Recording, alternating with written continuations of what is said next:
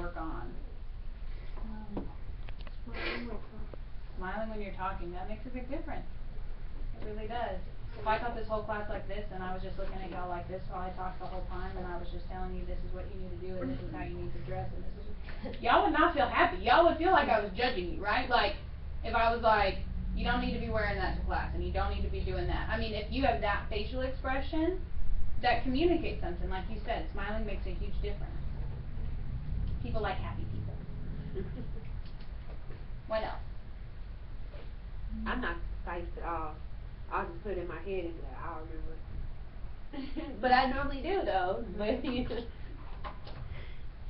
Concise is good. That helps a lot too. That's one thing. Job interviews, court, if you're coming to talk to a social worker about stuff going on, having a concise conversation, and that's a difference in how, if you're in the middle class, how people in the middle class think, it's a little different. So, if I was going to tell you a story about something that happened that I needed help with, so say I didn't have diapers for my baby. If I walked in as me, and I was coming in here to talk to them, I would say, I came in because I need diapers because I ran out and I don't have money to buy more. That is the story. But what I hear a lot when I'm like in with clients and things like that is I get the whole story. You know, you get there was a guy and my baby daddy left and then he came back and then this and you get a 30-minute story and at the end of it is, so I need diapers. But I'm sitting there thinking, I could have seen 3 girls in the time it took you to just say, hey, I need some diapers, you know what I mean? And not that we don't want to sit with y'all, obviously, and talk with you. That's so our heart, like we want to connect with y'all. But if you're at a place where you really need something, the faster you can say it and the more efficient you can say it is helpful. It's the same thing in a job interview. If they ask you, what are your 5 strengths? And you go off about all the things your mama always said you were really good at and all of this stuff, they're going to be like, I don't even know what you're talking about anymore. Maybe you have lost them. You know, like you want to make sure you can say this, and this. That's my answer. You know? Then they always ask you, why should we hire you? Yeah. You'll be like, well, because I'm so nice, you know, and you just want to make sure that those kind of questions, and we're actually going to go over that in a little bit. We're going to take a break here in a minute, and then I'm going to get those for you, and we're going to practice some of those questions. But it's just good to know those kind of things. Okay, like if I'm talking to somebody, what's the best way to communicate this and not just the way it spit out of my head? Because I don't know about y'all, but if something came straight out of my head, it's like, Mind diarrhea. Yeah, it is. It's like, blah, blah, blah, blah, blah. This is all my thoughts I have on everything. Here you go. So anything else? Is there anything else that stuck out on there? I think everyone thinks they're attractive, even if they're not.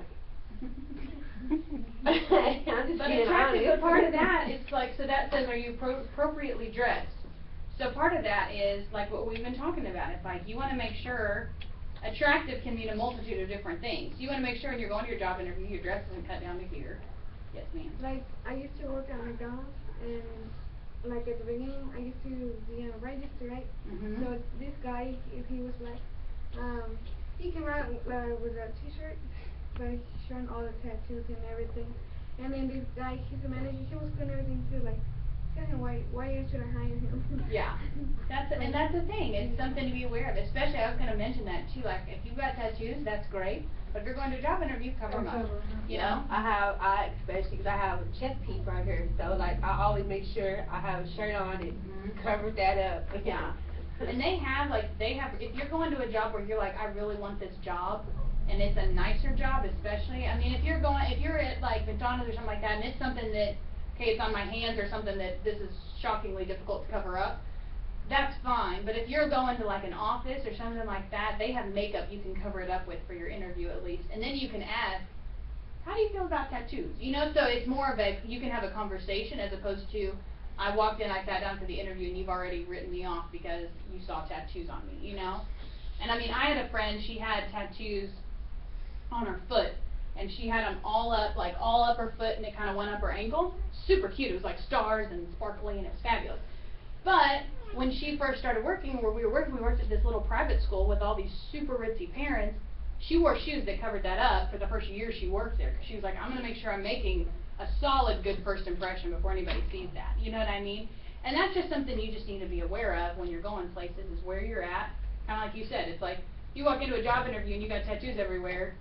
I mean, that was at McDonald's. You know what I mean? It's like that guy, the manager at McDonald's is like, I'm not hiring you. Like, you must be outside your mind. Like, why you got all these tattoos showing? And it's just that awareness of like, okay, where am I going and what am I wanting out of this, you know?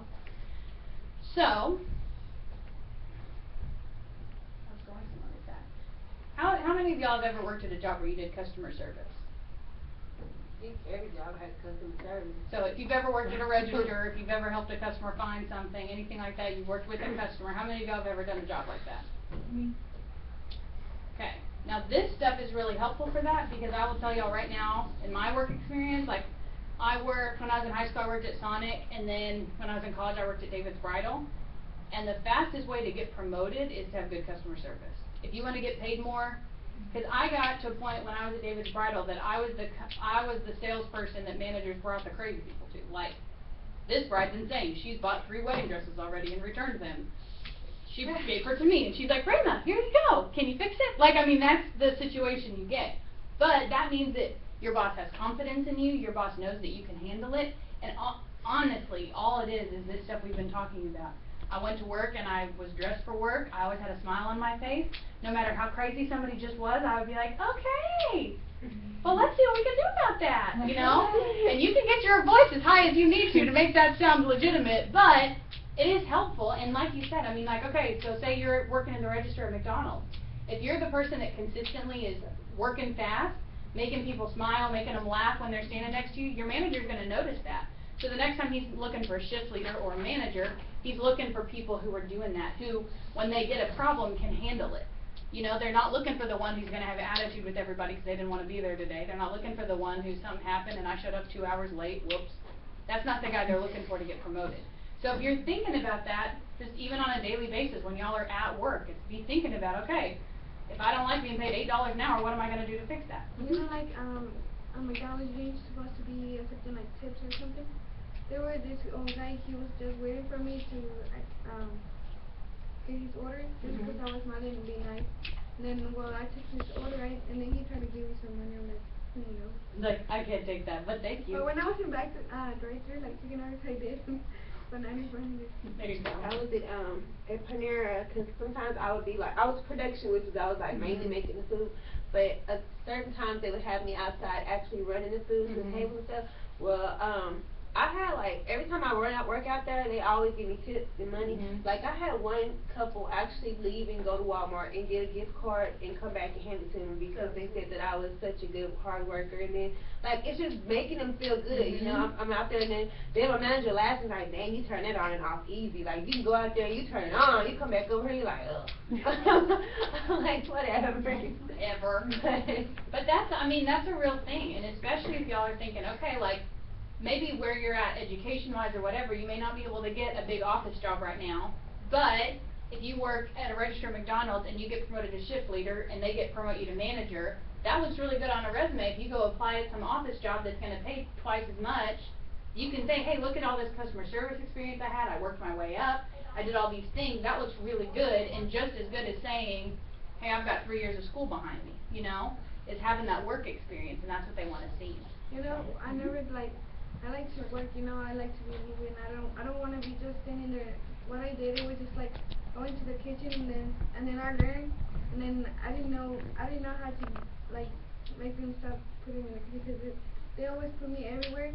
I didn't like it because when I was off, they just always call me to go over there. I didn't like that because yeah. Well, that's what you get for trying to do everything. I know, it's like, you're like, man. Yeah. But part of that, it's like, it's kind of that same thing as like we talked about when you're in those situations and it's that moment when you're like, okay, like, I've got to make a decision about this. Because, like, say you did that, you're at McDonald's and now they're calling you for everything, that's a good sign. That means your manager trusts you and all that stuff. And it may stink to have to go into work all these days that you're off, and you may not like that. But it's kind of what you're talking about, like, it's going to be hard for a little while. But you're going to have a good end, you know? So if you work hard and you always come in when they ask you to come in, you're always willing, you're always got a smile on your face, you're always that person, and then they're looking for a shift leader, they're looking for a manager, then you get to be the person to call so-and-so and be like, hey, you get your butt in here. Like, ain't nobody got time for this. And it switches, you know? But it's like you have to work to earn that, and that's where you really have to make that decision for yourself of like, okay, what are my goals, what am I wanting, and what steps do I need to take to get there, you know what I mean? Okay, so let me see if there's anything else that I didn't say in here. But sometimes their jobs will use you, like if they see that they can call you and you'll come in whenever you're off, they'll just keep using it to their advantage without nothing leading up to Or they'll anything sell you hard. a dream.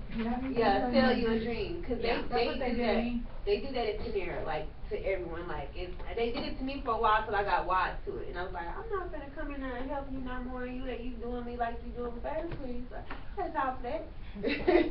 And then, like, I just had a baby, you know, and you want me to come in every day on my off day, and my baby don't even see me, I'm already here at 6 in the morning, you want me to stay till 6 at night, and then come back in and do a double and close, are you? But see, in that situation, what I would say to you, because you have to know how to play that game, right? So they're playing a game, they know what they're doing. So in that situation, say your boss is starting to do that to you, they know you'll come in, they're gonna call you every single time, you look for another job. You may not take the other job, but then you can come back to your manager and say, hey, I just went over to Nukes and interviewed, and they said they would hire me. They're gonna offer me this much, so you're gonna need to offer me more money than that Well, if you wanna see, at keep the me, you time know? of- at And the you time- start negotiating that way, and The you say, hey, holiday I've come in is- every time you've called me. Do you really wanna lose me?